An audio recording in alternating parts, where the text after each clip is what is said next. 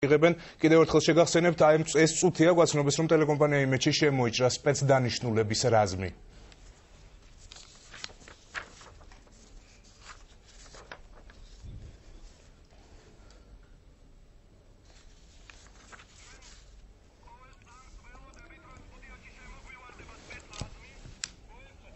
ჩვენ ყოველ წამს ველოდებით რომ სტუდიაში ჩვენთან შემოვა სპეცდანიშნულების რაზმი ჩვენ მუშაობის საგანგებო რეჟიმზე გადავდივართ.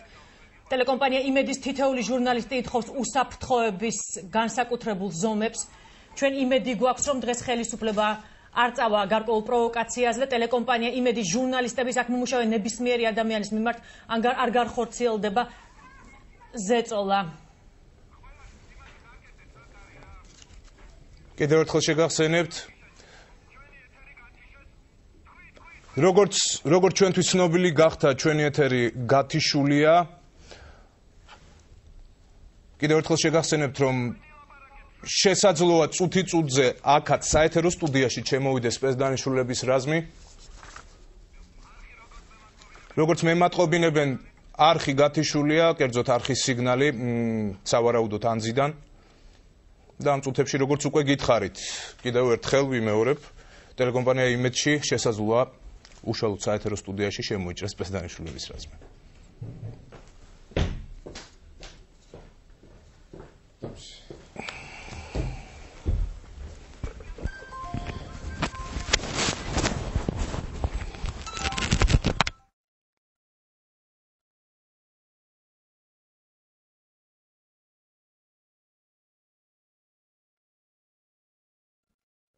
რამდენიმე წუთი იმისთვის რომ მოგმართოთ და გითხრათ რომ ტელეკომპანია იმედში შემოვიდა სპეციალური დანიშნულების რაზმი, ნიღბიანების რაზმი, ყოველგვარი გაფრთხილების წინაშე.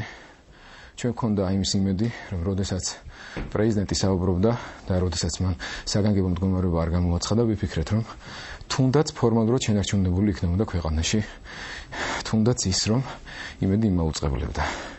ამ წუთისთვის მე მაქვს ერთ-ერთი მიზანი მიმართო ხელისუფლებას მაქსიმალურად თავშეკავებულობისკენ მოუწოდოს თავის თანამშრომლებს, რომ აქ რომელიმე ჩვენი თანამშრომელი არ დაზარალდეს.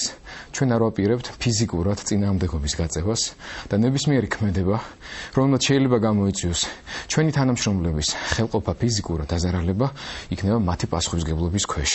სანამდროა მივმართავთ ყველა საქართველოში და საზღვარგარეთ საერთაშორისო საზოგადოებას, საელჩოებს, რადგან საქართველოში უკვე არ არსებობს ზალა, რომელიც ამ დიქტატურას და ტირანიას შეაჩერებს, რომ გააკეთონ ყველაფერი, რათა საქართველოში ადამიანებს